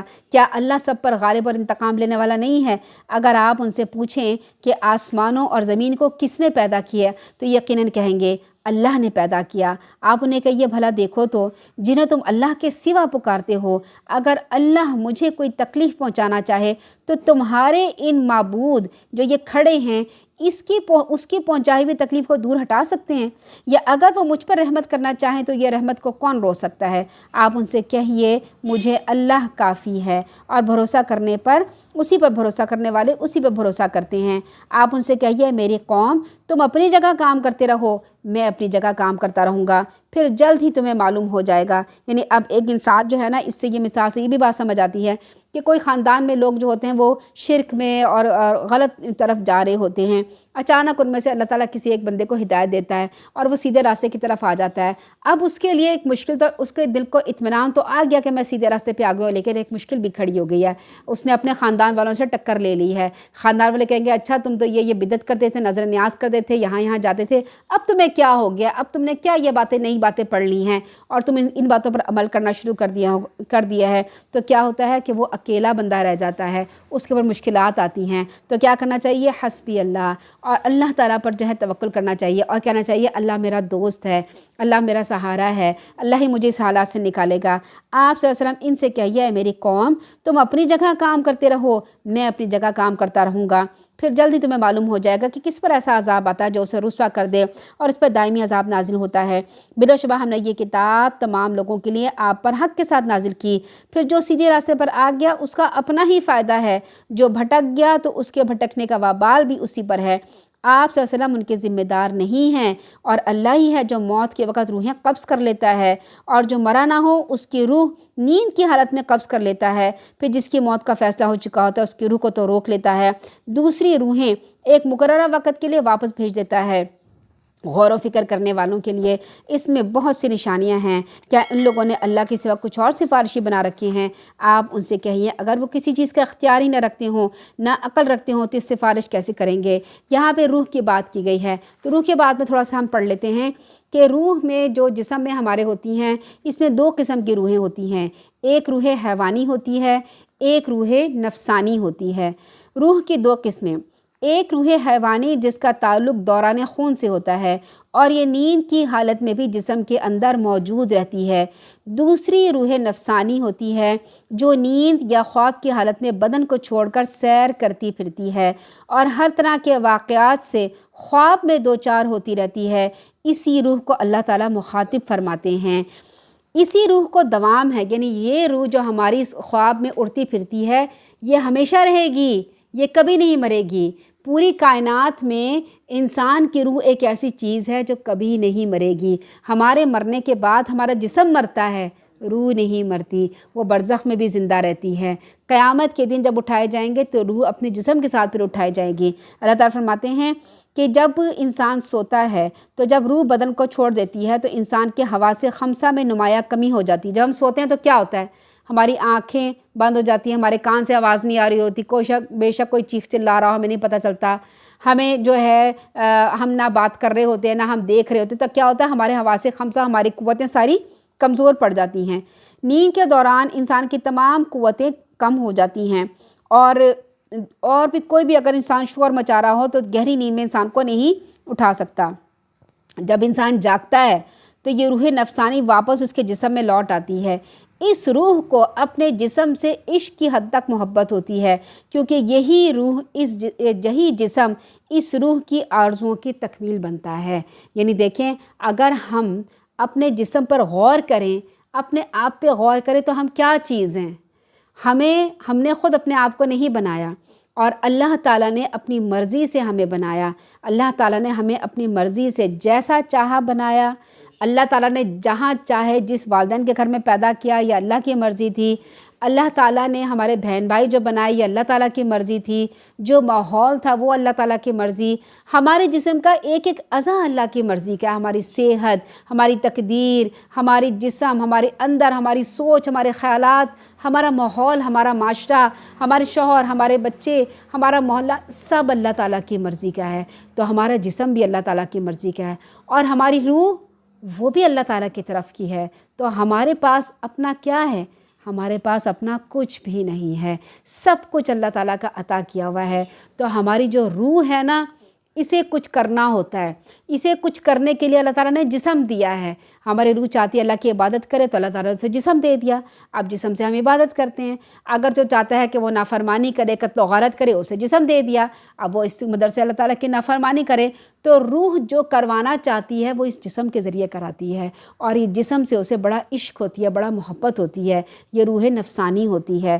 پھر اللہ تعالیٰ فرماتے ہیں یہ روحوں کے بارے میں ہے کہ ان دونوں قسموں کی روحوں کا آپس میں نہایت گہرا اور قریبی تعلق ہوتا ہے، کیونکہ یہ ایک ہی اکائی کے دو جزء ہوتے ہیں، یعنی یہ ایک ہی چیز کے دو حصے ہوتے ہیں۔ روح نفسانی اگر خواب میں کسی بات پر، کسی چیز سے لطف اندوز ہوتی ہے، خوش ہوتی ہے، تو انسان جاگنے پر حشاش بشاش اچھا خواب نظر آ جائے کیا ہوتا ہے؟ بڑے خوش ہوتے ہیں، آج ہماری والدہ نظر آ گئی، بڑی اچھی تھی، انہیں جنت میں ہم نے دیکھا، بڑا اچھا لباس پہنے ہوئے دیکھا، سارا دن خوش گزرتا ہے۔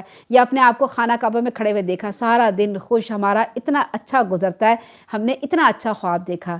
اور کہیں اگر ہم برا خواب دیکھ لیں، کوئی خوفناک چیز دیکھ لیں، کوئی بری چیز دیکھ لیں، ڈر کے مارے اٹھ جائے، سارا دن ہمارا مقدر، سارا دن ہمارا گزرتا ہے، ایک بوجھ سا ہمارے پر ہوتا ہے، یا اللہ ہم نے کیا دیکھ لیا۔ تو روح حیوانی کا تعلق صرف بدن سے ہوتا ہے، بدن نہ ہو تو روح کا کوئی وجود نہیں ہوتا، اور یہ روح تو بدن کے بوسیدہ ہونے یا فنا ہونے کا بھی انتظار نہیں کرتی، بلکہ موت کے ساتھ ختم ہو جاتی ہے۔ اس کے ختم ہونے سے بدن نہیں کہلاتا، بلکہ میت اور لاش کہلاتا ہے۔ دونوں قسم کی روحوں میں سے کسی بھی ایک قسم کی روح کے خاتمے سے دوسری قسم کی روح کا جسم سے تعلق خود بخود ختم ہو جاتا ہے۔ مثلاً یوں سمجھیے، ایک شخص سوتے میں کوئی خواب دیکھ رہا ہے، کسی دوسرے شخص نے اسے سوتے میں قتل کر ڈالا، اب روح نفسانی جو کہیں سیر کرتی پھر رہی تھی، اب وہ دوبارہ جسم میں داخل نہیں ہوگی، بلکہ اللہ تعالیٰ اسے وہیں قبض کر لیں گے۔ اس کے برعکس صورت یہ ہے کہ اللہ تعالیٰ کسی انسان کی روح نفسانی کو خواب میں قبض کر لیں تو بستر پر سونے والا آدمی بھی بغیر کسی حادثے بیماری کے مر جاتا ہے۔ اللہ تعالیٰ موت کی حالت میں روح نفسانی کو قبض کرتا ہے، نیند کی حالت میں، اور یہی وہ روح ہے جسے انایا یا ایگو کہا جاتا ہے۔ اس لحاظ سے نیند بھی بہت حد تک موت کے مشابہ ہوتی ہے، اسی لیے سوتے وقت ہمیں دعا سکھائے گی، وہ ہے اللہم بسمک اموت و احیا، اے اللہ میں تیرے ہی نام سے مرتا ہوں، تیرے ہی نام سے زندہ ہوتا ہوں۔ اور بیدار ہوتے وقت دعا سکھائے الحمدللہ الذی احیانا بعدما اماتنا والیہ النشور، سب تعریف اللہ کے لیے ہے جس نے ہمیں مارنے کے بعد دوبارہ زندہ اٹھا دیا اور اس کے حضور حاضر ہونا ہے۔ وہ اللہ ہمیں ہر روز سلا کر موت کا نمونہ دکھاتا ہے، پھر اس کے بعد زندہ کرتا رہتا ہے۔ وہ اس بات پہ بھی پوری طرح قدرت رکھتا ہے، حقیقی موت کے بعد دوبارہ زندہ کرے گا۔ اللہ تعالیٰ فرماتے ہیں آسمان و زمین میں اسی کی حکومت ہے، پھر تم اسی کی طرف لوٹائے جاؤ گے۔ جب ایک اللہ کا ذکر کیا جاتا ہے تو لوگ جو آخرت پہ ایمان نہیں رکھتے ان کے دل گھٹ جاتے ہیں، جب اللہ کے سوا دوسروں کا ذکر کیا جاتا ہے ان کی باتیں کھل جاتی ہیں۔ آپ کہیے اے اللہ آسمان و زمین کے پیدا کرنے والے، غیب اور حاضر کو جاننے والے، تو ہی اپنے بندوں میں سے ایسی چیز کا فیصلہ کرے گا جس میں وہ اختلاف کر رہے ہیں۔ اور یہ بات بالکل سچی بات ہے۔ آپ کسی گاؤں والے کو، کسی بزرگ، کسی پیر، کسی مزار پہ جانے والے بندے کو کہیں گے کہ بھئی ایک اللہ سے مدد مانگو، ایک اللہ تمہاری مدد کرے گا، کہے گا چھڈو جی، ایک اللہ سے بات، اللہ تعالیٰ ہماری بات سیدھا منہ پہ کہتے ہیں اللہ تعالیٰ ہماری بات نہیں مانتا، اللہ تعالیٰ ہماری بات قبول نہیں کرتا، نعوذ باللہ۔ اور جب کہیں کہ بزرگ پیر کے پاس آ رہے او جی وہ بزرگ تو ہماری ہر بات سن لیتے ہیں، ہم تو جھولیاں پھیلاتے ہیں، تو فلاں کی بھی ہوگی، فلاں کی بھی ہوگی، فلاں۔ تو اللہ تعالیٰ فرمانے جب ایک اللہ کی بات کی جائے تو دل گھٹ جاتا ہے، جب اپنے بزرگوں کی بات کے دل خوش ہو جاتا ہے۔ یہ کیسے تم فیصلہ کرتے ہو؟ میرے پاس آؤ گے میں سب کا فیصلہ چکا دوں گا۔ اگر ان ظالموں کو زمین کی ساری دولت میسر ہو، اتنی اور بھی ہو، روز قیامت کے دن برے عذاب سے بچنے کے لیے فدیہ میں دینے کو تیار ہو جائیں گے۔ یعنی ایک ہمارے پاس کیا چیزیں ہوتی ہیں، اگر انسان عورت دیکھے نا اس کے پاس زیور ہے، کتنا زیور ہوتا ہے، کسی کے پاس 10 کلو 20 کلو، چلو 100 کلو اگر زیور ہو جائے تو کتنا سے ایک گٹھری بن جائے گا، بس اس سے زیادہ تو نہیں بنے گا۔ اور اگر ساری دنیا کے لوگوں کا زیور سمیٹ لیں تو کتنا بن جائے گا، ایک ملک جتنا، یا جتنی زمین ہے، زمین پر جو زمین ہے 25% اتنی بھر جائے گی۔ اللہ تعالیٰ فرماتے ہیں کہ اگر قیامت کے دن اس زمین کو میں پورا سونے سے بھر دوں، پوری چیزوں سے بھر دوں، وہ آدمی کہے گا اللہ تو یہ سونا لے لے، میری جان بخش دے۔ تو اللہ تعالیٰ کہتے ہیں کہ بھائی تم آج دنیا میں ایک اللہ کو مان لو، جو تھوڑا سا میں نے تقاضا کیا نا زکوٰۃ دے دو، بس اتنا دے دو، تمہاری جان بخشی ہو جائے گی۔ تو تم صرف ایک اللہ کو مان لو، وہ تم مانتے نہیں ہو۔ اللہ تعالیٰ فرماتے ہیں اس دن اللہ تعالیٰ کی طرف سے ان کے لیے ایسا عذاب ظاہر ہوگا جو ان کے گمان میں بھی نہ تھا۔ جو کام وہ کرتے تھے اس کے برے نتائج ان کے سامنے آ جائیں گے، جس عذاب کو وہ مذاق اڑایا کرتے تھے وہ انہیں آ گھیرے گا۔ انسان کو جب کوئی تکلیف پہنچتی ہے تو ہمیں پکارتا ہے، پھر جب ہم اسے اپنے نعمت سے نوازتے تو کہتے ہیں مجھے تو یہ علم اور تجربے کی بنا پر حاصل ہو، یعنی کوئی اسے اچھی نوکری مل جاتی، کہتا ہے میں بڑا انٹیلیجنٹ ہوں، میں نے اس یونیورسٹی میں ایڈمیشن لیا تھا اور میں نے بھائی یہ بہت پاس کے میں بہت ذہین ہوں، تو یہ سب کچھ میرے زور بازی ہوا ہے۔ اللہ تعالیٰ فرماتے ہیں نہیں، اگر اللہ تعالیٰ سب کچھ دینے کے بعد اس کو ذہن ہی نہ دیتا، اگر ذہن بھی دیتا، صحت بھی دیتا، اس کے والدین کو اتنا پیسہ نہیں دیتا کہ یونیورسٹی میں پڑھا سکتے، اسے یونیورسٹی میں اس کو آگے چلنے نہیں دیتا، اسے کوئی بیماری لگا دیتا، تو کیا کر سکتا تھا؟ کچھ نہیں کر سکتا تھا۔ سب کچھ اللہ کا دیا ہوا ہے، سب کچھ اللہ کا دیا ہوا ہے۔ تو اللہ تعالیٰ فرماتے ہیں کہ وہ کہتا ہے کہ مجھے تو یہ چیز اپنی علم اور تجربے کی بنا پر حاصل ہوئی، بات یہ نہیں ہے، یہ تو ایک آزمائش ہے، مگر اکثر لوگ جانتے ہی نہیں ہیں۔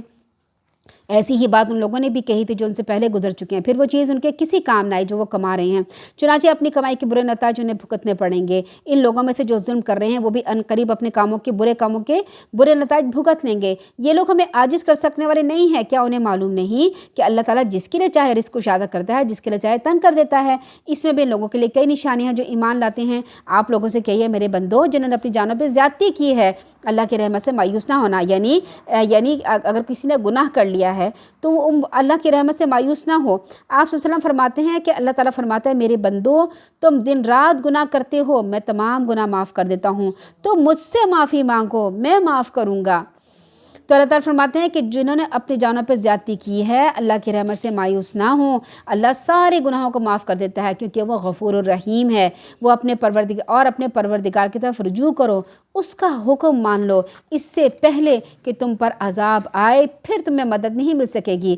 جو کچھ تمہاری طرف تمہارے پروردگار کی طرف سے نازل ہوا ہے، آیت نمبر 55، جو کچھ تمہارے پروردگار کی طرف سے نازل ہوا ہے اس کے بہترین پہلو کی پیروی کرو، اس سے پہلے کہ تم پر اچانک عذاب آ جائے۔ اب ہم کہتے ہیں اچانک عذاب آئے گا تو کیا ہوگا؟ خدا نہ خواستہ کہیں زلزلہ آ جائے گا، خدا نہ خواستہ کہیں سیلاب آ جائے گا، خدا نہ خواستہ یہ عذابی تو بڑے بڑے عذاب ہیں نا۔ اگر کسی انسان کے دانت میں بھی درد ہو جائے یہ اس کے لیے عذاب بن جائے گا، کسی کے پیٹ میں درد ہو جائے، کسی کی ٹانگ میں درد ہو جائے، کوئی چونٹی ہی کاٹ لے، کوئی پھانس ہی چبھ جائے، کوئی آنکھ میں کچھ چلا جائے تو کیا ہوتا ہے؟ انسان درد سے تڑپنے لگتا ہے، اسے مرچیں لگ جائیں تو پھر کیا ہوتا ہے؟ اس کے اوپر مصیبت آ جاتی ہے۔ تو کہتے ہیں اچانک کوئی عذاب آ جائے نا تو پھر تمہیں پتہ بھی نہ چلے گا، تو پھر اس وقت کہیں ایسا نہ ہو کوئی کہنے لگے کہ افسوس میری کوتاہی پر جو میں اللہ کے حق میں کرتا رہا، میں تو مذاق اڑانے والوں میں سے تھا، یا یوں کہے کہ اللہ اگر مجھے ہدایت دیتا تو میں بھی پرہیزگاروں میں سے ہوتا۔ یہ جب عذاب دیکھے تو کہنے لگے مجھے ایک موقع مل جائے تو میں بھی نیک کام کرنے والوں میں شامل ہو جاؤں۔ یعنی جب عذاب آ گیا نا تو وہ کہے گا کہ ہائے افسوس، یا تو افسوس کرنے لگے گا یا پھر مہلت مانگنے لگے گا۔ اس سے پہلے اللہ تعالیٰ کہتے ہیں اس سے پہلے اپنے گناہوں کی معافی مانگ لو۔ اللہ فرمائے گا کیوں نہیں، تیرے پاس میری آیتیں آئی تھیں، تو نے انہیں جھٹلا دیا، اکڑ بیٹھا اور تو تھا کافروں میں سے۔ جن لوگوں نے اللہ پہ جھوٹ باندھا تھا قیامت کے دن آپ انہیں دیکھیں گے ان کے چہرے سیاہ ہو رہے ہوں گے۔ کیا جہنم میں تکبر کرنے والوں کا ٹھکانہ نہیں ہے؟ جو لوگ اللہ سے ڈرتے رہتے ہیں اللہ انہیں ان کی کامیابی کی وجہ سے ہر جگہ پہ نجات دے دے گا، انہیں نہ تو کوئی تکلیف پہنچے گی نہ وہ غمزدہ ہوں گے۔ اللہ ہی ہر چیز کا پیدا کرنے والا ہے، وہی ہر چیز کا نگہبان ہے، آسمان و زمین کی کنجیاں اسی کے پاس ہیں۔ جن لوگوں نے اللہ تعالیٰ کی آیات کا انکار کیا وہی نقصان اٹھانے والے ہیں۔ آپ ان سے کہیے نادانو، کیا تم مجھے یہ مشورہ دیتے ہو کہ میں اللہ کے سوا کسی اور کی عبادت کروں، حالانکہ آپ کی طرف یہ وحی کی۔ اب یہ دیکھیں شروع میں اللہ تعالیٰ نے کیا فرمایا تھا اس صورت کی آیت نمبر 2 میں، صرف ایک اللہ کی عبادت کرو۔ یہاں پہ کیا فرمایا تھا؟ دیکھو بتوں کے پاس نہ جاؤ، بزرگوں کے پاس نہ جاؤ، قبروں کے پاس نہ جاؤ، ایسے لوگوں کے پاس نہ جاؤ جو تم بھٹکاتے ہیں، صرف ایک اللہ کو پکارو۔ کیوں پکارنا عبادت ہے؟ ایاک نعبد و ایاک نستعین، ایاک نعبد ہم تیری عبادت کرتے ہیں، نماز پڑھتے ہیں، روزہ رکھتے ہیں، حج کرتے ہیں، زکوٰۃ دیتے ہیں، صدقہ خیرات، ایاک نستعین تجھ سے مدد مانگتے ہیں۔ یہ ہے مکمل عبادت۔ حالانکہ اللہ آپ کی طرف وہی یہ کی جاتی ہے ان لوگوں کی طرف بھی جو آپ سے پہلے تھے، اگر آپ نے شرک کیا تو آپ کے عمل برباد ہو جائیں گے۔ کس کو کہا جا رہا ہے؟ اللہ کے رسول صلی اللہ علیہ وسلم کو فرمایا جا رہا ہے کہ اگر آپ بھی شرک کریں گے تو آپ کے عمل برباد ہو جائیں گے۔ اللہ کے رسول تو ایسے کرنے والے نہیں تھے۔ یہ اللہ تعالیٰ ہمیں بتا رہے ہیں کہ دیکھو کہ جب ان کے ساتھ ایسا ہو سکتا ہے تو تمہارے ساتھ بھی ایسا ہو سکتا ہے۔ کیا کرنا چاہیے؟ اللہ تعالیٰ سے توبہ کرنا چاہیے، استغفار کرنا چاہیے، ایک اللہ کو ماننا چاہیے۔ پھر آپ اللہ ہی کی عبادت کیجئے، اس کے شکر گزار بن کے رہیے۔ ان لوگوں نے اللہ کی قدر نہیں کی جیسا کہ اس کی قدر کرنے کا حق ہے۔ قیامت کے دن ساری زمین اس کی مٹھی میں اور تمام آسمان اس کے دائیں ہاتھ میں لپٹے ہوئے ہوں گے۔ وہ ان باتوں سے پاک اور بالاتر ہے جو یہ لوگ شریک ٹھہراتے ہیں۔ سیدنا ابو ہریرہ فرماتے ہیں کہ میں نے آپ صلی اللہ علیہ وسلم کو یہ فرماتے ہوئے سنا، اللہ تعالیٰ قیامت کے دن زمین کو اپنی مٹھی میں لے لیں گے اور آسمانوں کو اپنے دائیں ہاتھ میں لپیٹ لیں گے، پھر فرمائیں گے میں بادشاہ ہوں، آج زمین کے بادشاہ کہاں ہیں؟ سیدنا عبداللہ بن مسعود فرماتے ہیں یہودیوں کا ایک عالم آپ صلی اللہ علیہ وسلم کے پاس آیا، کہنے لگا محمد صلی اللہ علیہ وسلم، ہم اپنی کتابوں میں یہ لکھا ہوا پاتے ہیں اللہ تعالیٰ قیامت کے دن آسمانوں کو ایک انگلی پر، زمینوں کو ایک انگلی پر، درختوں کو ایک انگلی پر، پانی اور گیلی مٹی کو ایک انگلی پر، باقی تمام مخلوق کا ایک انگلی پر اٹھائے گا، پھر فرمائے گا میں بادشاہ ہوں۔ یہ سن کر آپ صلی اللہ علیہ وسلم اتنا ہنسے کہ آپ صلی اللہ علیہ وسلم کے دانت ظاہر ہو گئے۔ آپ صلی اللہ علیہ وسلم نے اس عالم کی تصدیق کی، یعنی اللہ تعالیٰ جو ہے وہ سب قیامت کے دن ساری کائنات کو اپنی مٹھی میں لے لیں گے۔ اللہ تعالیٰ فرماتے ہیں کہ جب سور پھونکا جائے گا تو جو بھی آسمان اور زمین میں جو مخلوق موجود ہے سب بے ہوش ہو کے گر پڑیں گے مگر جسے اللہ تعالیٰ بچانا چاہے۔ پھر جب دوسری بار سور پھونکا جائے گا تو فوراً سب کے سب اٹھ کے دیکھنے لگیں گے اور زمین اپنے پروردگار کے نور سے جگمگا اٹھے گی اور سب کی کتاب اعمال لا کر رکھ دی جائے گی۔ تمام انبیاء، تمام گواہ حاضر کیے جائیں گے اور لوگوں میں انصاف کے ساتھ فیصلہ کر دیا جائے گا، ان پر ظلم نہیں کیا جائے گا۔ دیکھیں اگر ہمارے خاندان میں سے کسی بڑے بزرگ کا جن کا ہمارے دل میں کوئی عزت احترام ہے، چلے اب ہم بڑے ہو گئے ہیں وہ بات نہیں رہی، لیکن جب ہم بچپن تھے سوچیں اسکول میں بھی ہم جاتے تھے، اگر پرنسپل ہمیں بلا لے کہ آ جاؤ ذرا، پرنسپل نے بلایا ہے، کیسی ٹانگیں کانپنا شروع ہو جاتی تھی، کیسا ڈر و خوف آنا شروع ہو جاتا تھا۔ یا خدا نہ خواستہ کسی کے گھر میں پولیس آ جائے اور پولیس لے جائے کہ چلو تمہیں عدالت میں قاضی کے سامنے پیش کرنا ہے، تو کیا حالت ہوتی ہے، دل دھڑکنے لگتا ہے اور ہم سوچتے ہیں کہ کوئی ہمیں مل جائے جو ہمیں بچا لے، کوئی ہمیں مل جائے جو ہمیں چھڑا لے، کچھ دے کے اپنی جان اس سے بچا لے، لیکن قاضی کے سامنے، جج کے سامنے ہمیں جانا نہ پڑے۔ اس وقت ایک اللہ کے سامنے ہمیں حاضر ہونا پڑے گا۔ ہم جتنے بھی عمل کرتے ہیں نا وہ ایک کتاب میں لکھا ہوگا اور وہ کتاب اللہ ہی بہتر جانتا ہے کیسی چیز ہوگی کہ وہ سب کو نظر آ رہی ہوگی، سب کو پتہ چل رہا ہوگا کہ کس نے کیا کیا ہے، سب کے سب اللہ کے سامنے حاضر ہو جائیں گے۔ اللہ تعالیٰ اس دن ہمارے گناہوں کو چھپا لے، گناہوں کو مٹا دے، ان کی جگہ اللہ تعالیٰ نیکیاں لکھ دیں، آمین ثم آمین۔ اللہ تعالیٰ فرماتے ہیں جن لوگوں نے کفر کیا ہوگا انہیں گروہ در گروہ جہنم کی طرف ہانکا جائے گا، یہاں تک کہ جب وہ جہنم میں پہنچ جائیں گے اس کے دروازے کھول دیے جائیں گے، اس کے داروغہ انہیں کہیں گے کیا تمہارے پاس تمہیں میں سے رسول نہیں آئے تھے جو تمہیں تمہارے پروردگار کی آیتیں پڑھ پڑھ کے سناتے، اس دن کے لیے پیش ہونے سے تمہیں ڈراتے تھے؟ وہ کہیں گے کیوں نہیں، مگر کافروں پر عذاب کا حکم ثابت ہو کے رہے گا۔ انہیں کہا جائے گا جہنم کے دروازوں میں سے داخل ہو جاؤ، یعنی جب یہ گروہ جہنم پر پہنچیں گے تو جہنم کے داروغہ جو سپرنٹینڈنٹ ملامت کے طور پر، یعنی انہیں ملامت کریں گے، پوچھیں گے، اگر کہیں گے کہ تمہارے پاس اللہ کے رسول تمہیں آج کے حالات سے خبردار کرنے کے لیے، ڈرانے کے لیے آئے تھے یا نہیں آئے تھے؟ مجھے جواب دیں گے آئے تھے، مگر ہماری بدبختی اور نالاحقی ہم نے انہیں سچا ہی نہیں سمجھا، جس کے نتیجے میں آج ہم یہاں پہنچ گئے ہیں اور معلوم ہوتا ہے کہ ہمیں ہمارے اعمال کی سزا مل کے رہے گی۔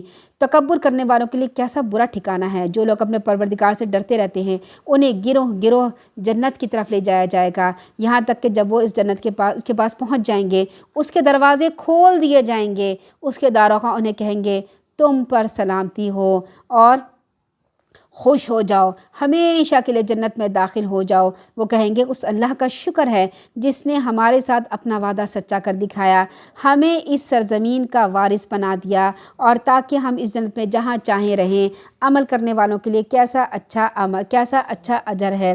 اس دن آپ دیکھیں گے فرشتے عرش کے گرد حلقہ باندھے اپنے پروردگار کے تعریف کے ساتھ تسبیح کر رہے ہوں گے، لوگوں میں انصاف کے ساتھ فیصلہ کر دیا جائے گا۔ سب کہیں گے ساری تعریف اللہ کے لیے ہے جو تمام جہانوں کا پروردگار ہے، یعنی جس دن اللہ تعالیٰ لوگوں کے درمیان فیصلہ کرنے کے لیے میدان حشر میں جلال فرمائیں گے، اس وقت فرشتے اللہ تعالیٰ کے عرش کو ہر طرف سے گھیرے ہوئے ہوں گے۔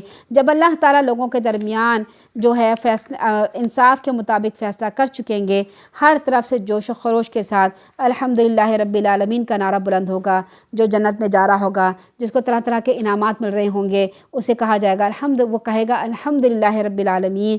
اسی نعرہ تحسین پر اللہ تعالیٰ کا دربار برخاست ہوگا، تمام لوگوں کو ان کے فیصلے کے مطابق ان کے ٹھکانوں پر بھیج دیا جائے گا۔